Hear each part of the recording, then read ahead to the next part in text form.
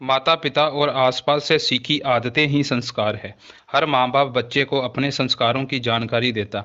अपने संस्कार अपने बच्चे को देना कोई गलत बात नहीं, पर दूसरों के संस्कारों प्रति नफरत पैदा करना बहुत गलत बात। आज सिख हिंदू से नफरत करता, मुसलमान ईसाइयों के खून के प्यासे। कारण बचपन से मिले संस्कार।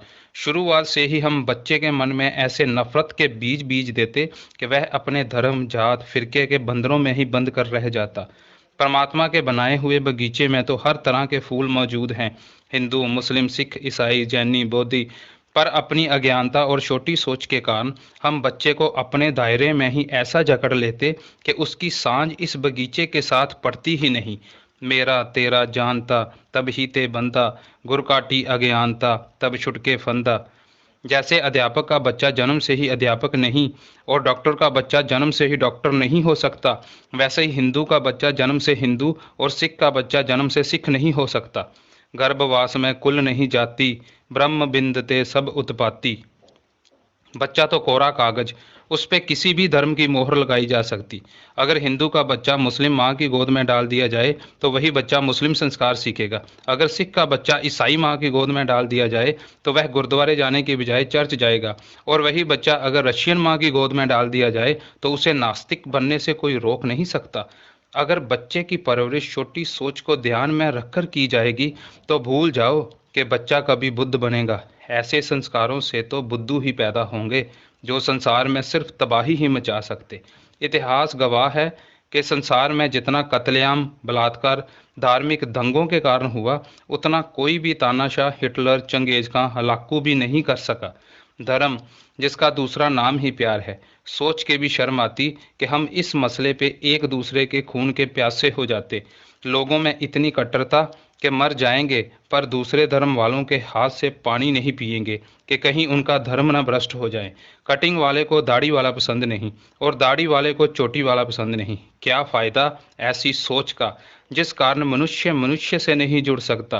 पड़ोसी के बच्चे से नफरत करने से कभी पड़ोसी से प्यार नहीं पड़ता, और उस परमात्मा की बनाई हुई कायनात से इतनी नफरत करने से क्या उस परमात्मा से कोई सांझ बनेगी?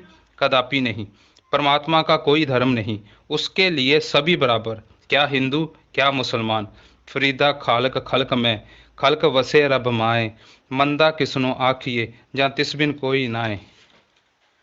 धर्म के ठेकेदार मनुष्यता को तो एक सूत्र में बांध नहीं सके, यद्यपि लोगों को गुमराह करके अपने अपने धर्म की वोटें बढ़ाने में लग गए। उनका फर्ज था भूली भटकी मनुष्यता को सांझी वार्ता का पाठ पढ़ाना, पर उन्होंने ऐसी फूट डाली कि आज एक धर्म के अंदर ही कई कई संप्रदाय बन गई। फैलाना तो प्यार था और हम अपना अपना धर्म फैलाने में लग गए, और कुछ खुदगर्ज लोगों के पीछे लगकर नुकसान का सौदा कर बैठे। दूसरों को नफरत दी और बदले में नफरत ही ली। उल्टा खेल खसमदा, उल्टी गंग समुंद समावे। दिता लिए अपना, अन दिता कश हथ न आवे। अगर अपने आप को श्रेष्ठ कहेंगे तो कुदरती तौर पर दूसरा आदमी बुरा ही लगेगा। अगर सुधार चाहते हो तो अपने आप से शुरू करो। कबीर सबते हम बुरे, हम तज भलो सब कोय। जिन ऐसा कर बूझिया, मीत हमारा सोए। जरूरत है आज हर माँ बाप को समझने की कि हम अपने बच्चों की परवरिश किन संस्कारों से कर रहे हैं।